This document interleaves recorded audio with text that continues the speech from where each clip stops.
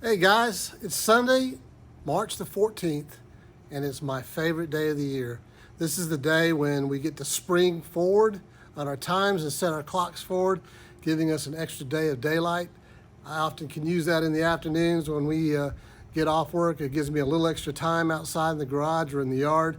We work a lot of hours. This week's been kind of a hectic week. It's the first day I've been able to get back in the garage. Earlier this week, actually a week ago today, Sunday, my wife fell in the bathroom getting ready for church and threw her back out. And I have been playing, actually, I've had the privilege all week long of taking care of my wife. She's been really down with her back.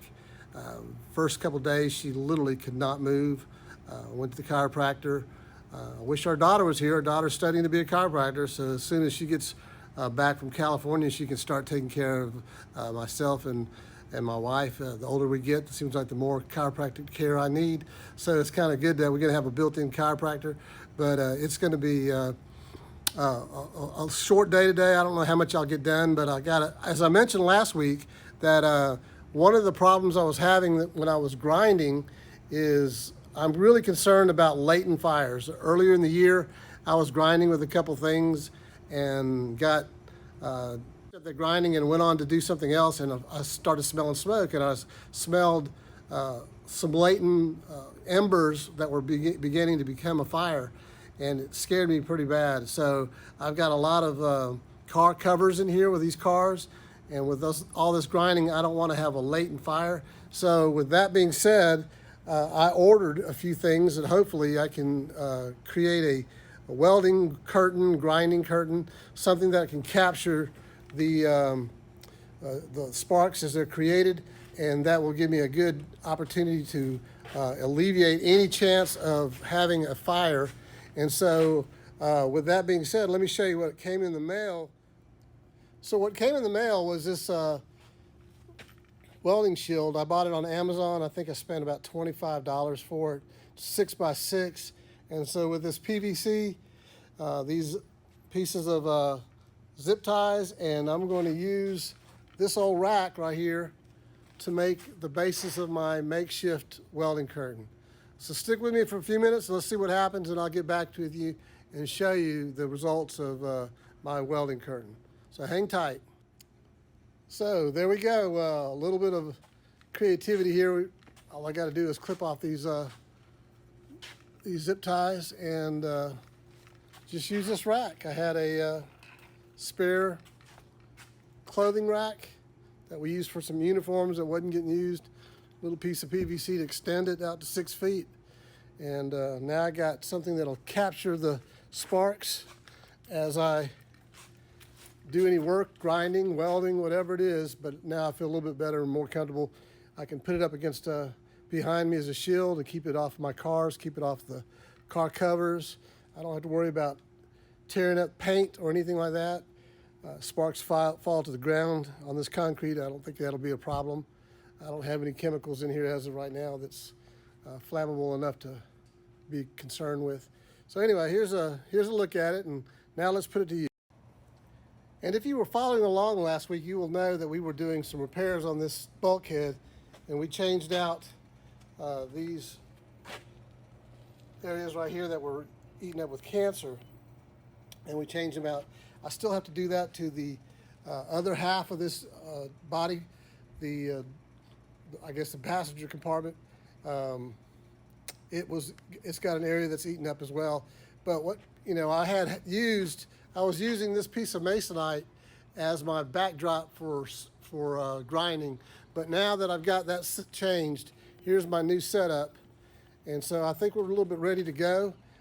There's the TR6 behind this. It's now well protected. If I sit there in the chair, then I don't have to worry about sparks getting on the car or anything else. So with that being said, let's get to work. We got a little bit of work to do on this area right here. It's got a little bit of rot, as you can see. It's kind of eaten up a little bit, so we'll get that cut out. I've already cut the piece ready for it to go in place, so I just have to extract this one and we can start welding. So hang on, let's get started.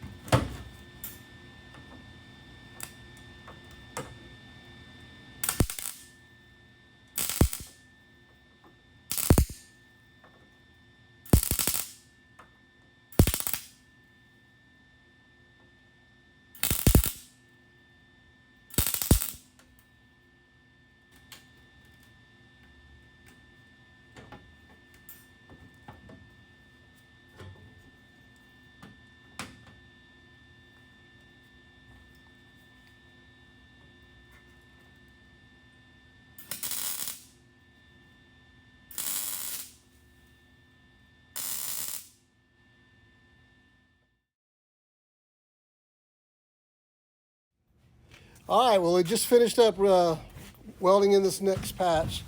And while I was doing this, a couple of my buddies showed up, Frank and Russ. And now we've had the opportunity to go ahead and we have since mounted the bulkhead back onto my dolly so that we can start setting these shims and gaps and record it. I mean, I've mentioned it multiple times, so you guys know what I'm talking about. I can now gap everything, and so those guys are cleaning up, moving the stuff around, so we can go ahead and put this together. So I'll come back in a few minutes, and hey, Russ, wave at everybody. That's Russ, guys, and so we'll go ahead and come back in a minute. Well, it's been a good day so far. We were able to get the body back on this chassis, and it's all set it in place. I'll just wait for my body guy, Richie, to come over. We're going to shim it up. But everything looks like it's working pretty good. Everything lined up pretty well. I'm really pleased with how things turned out. Just to give you an example here, quick. As you can see, it's kind of all in place. The bolts are lining up, and that's exactly what I wanted it to do. So, yeah, it's a good day. I really thank Frank and Russ for coming over to help me pick this up, put it in place. That was kind of unexpected. I didn't know they were showing up today. But, you know, the guys like coming over here and hanging out on the garage on Sundays, hanging out with me as we do things. And so I think it's more to escape from their wives, if anything. But, yeah, it's a good day. I appreciate you watching.